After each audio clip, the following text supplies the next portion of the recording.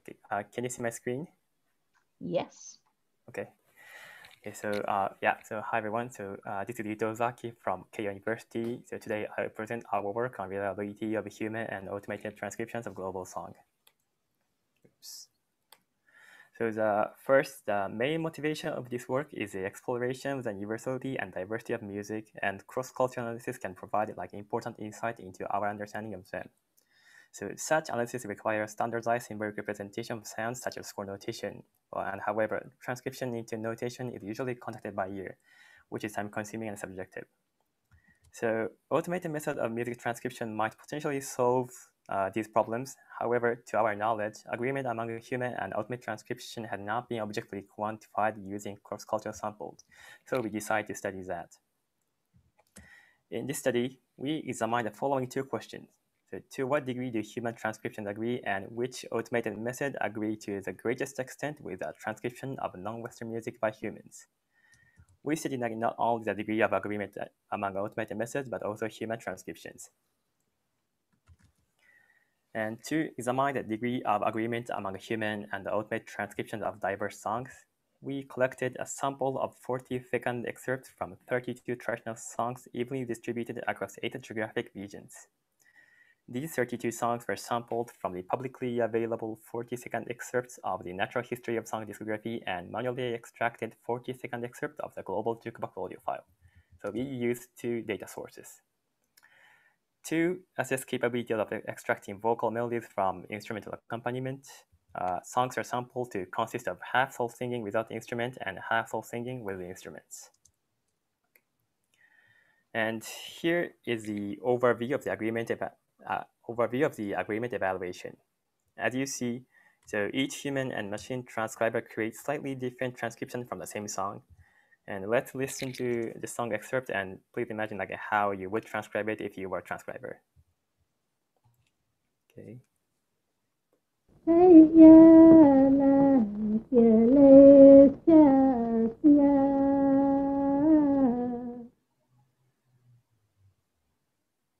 Yeah.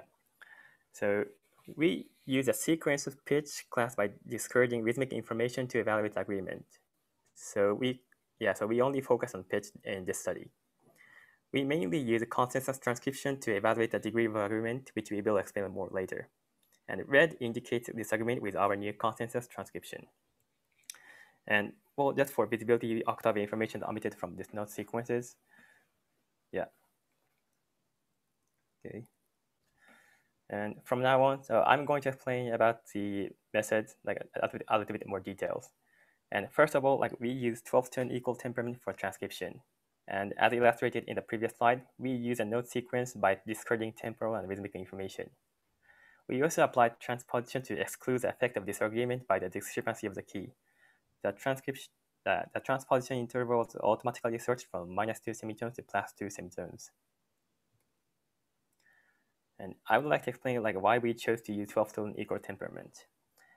And as I mentioned in the beginning, so we needed symbolic representation to interpret acoustic signal as music. Essentially, the fundamental frequency of vocal melody moves continuously. So we need to convert it into a simplified discrete set of frequencies. This choice also enables us to use transcription of natural history of song in our evaluation because they also transcribe songs with 12-tone equal temperament. However, we also understand that 12-tone equal temperament is not completely appropriate since the pitch quantized into this scale does not always correspond to the actual scales, modes, and perceptual tonal models, even for Western singing, let alone non-Western. In summary, we decided to take advantage of the convenience and comparability of 12-tone equal temperament, while acknowledging that it does not capture all musical nuances. Okay, and now we're talking about transcription of humans. So we asked 3 Japanese experts with professional training in Western classical music to independently transcribe the 32 recordings.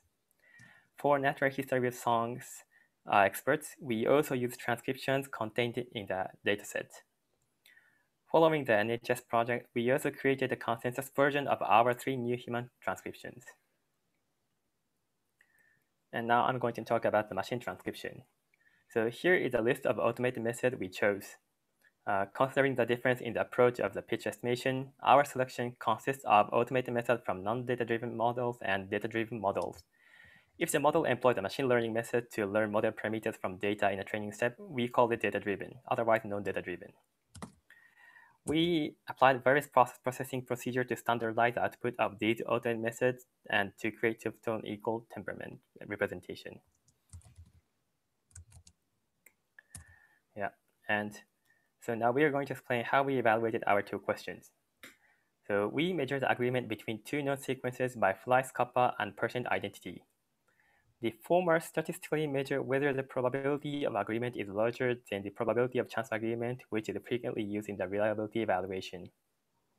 We use a Needleman-Wunsch algorithm to align the node sequence before the calculation, and we also measure the degree of homology of sequences by percent identity, which is commonly used in the computational analysis of protein and DNA sequences. And now we formalize our questions as shown in the slide. Regarding the degree of agreement among human transcriptions, we predict that human transcriptions are sufficiently reliable. Specifically, we focused on the comparison between our consensus transcriptions and NHS transcriptions, since they are created from two independent groups. Regarding the degree of agreement between human and automated methods, we hypothesize that Tony will produce node sequences that most agree with human node sequences. The reason is that Tony is the only method designed for human vocal having a fundamental frequency estimation function and note segmentation function amongst our selection. From the methodological viewpoint, we did not assume Fleiss kappa necessarily follows a normal distribution. So we use a non-parametric test.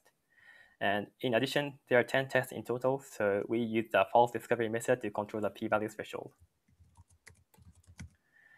And here is the result of the agreement evaluation.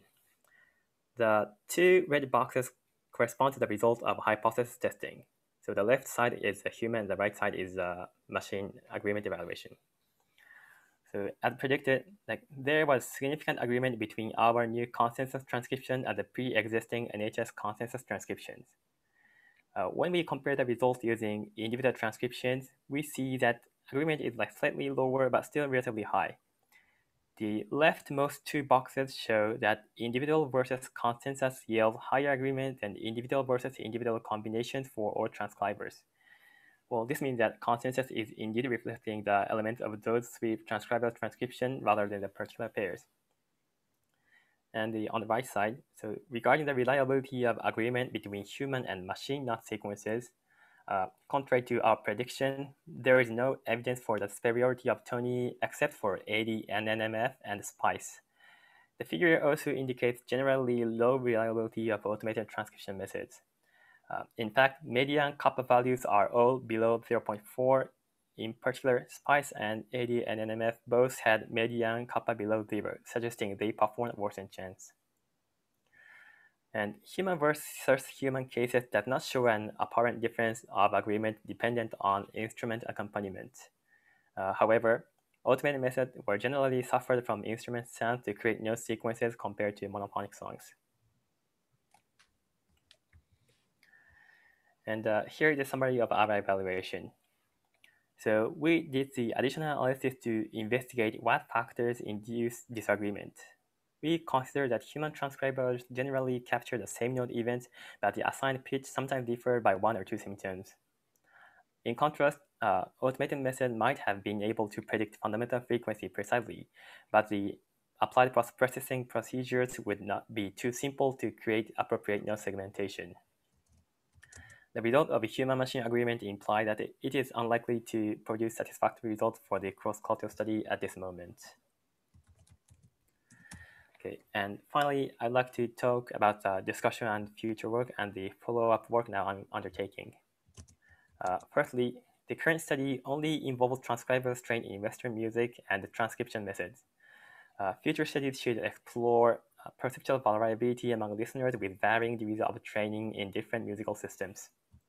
Secondly, while we found relatively high agreement among expert transcribers using Western 12-tone equal temperament notation, we do not know whether the singers whose songs we transcribed would agree with our transcriptions, or whether transcription using a different notation system would give better or worse results.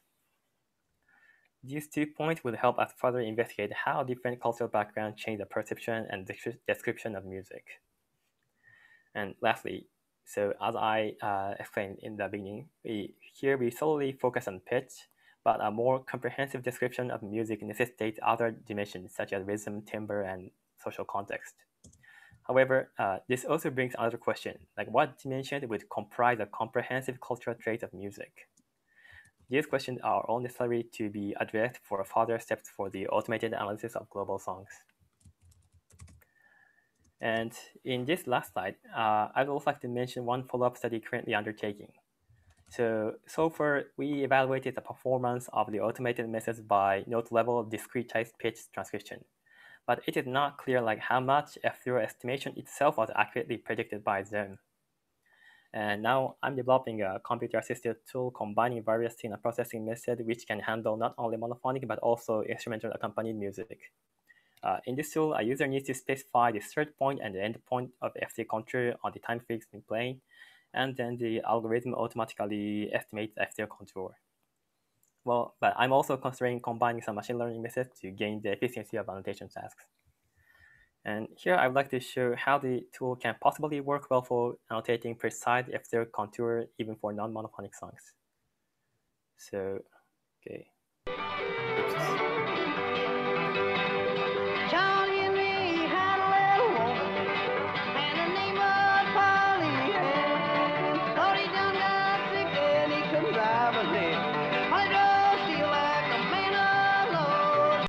Okay, for this song, the tool can create like this. So this is a superposition of F0 contour and original song.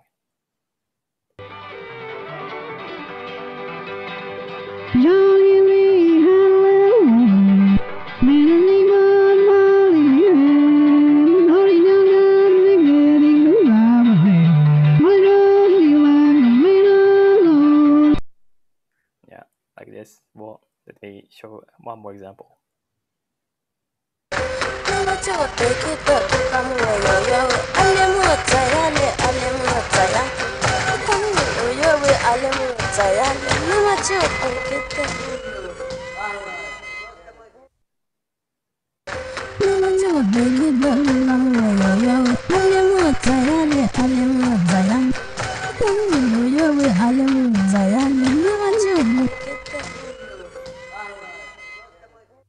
Yeah, so by using this tool, I'm also considering to do some follow-up study. Yeah, so how much F0 level estimation can be precisely done with automated methods with and global songs.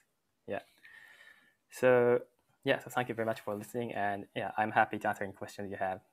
Thank you very much.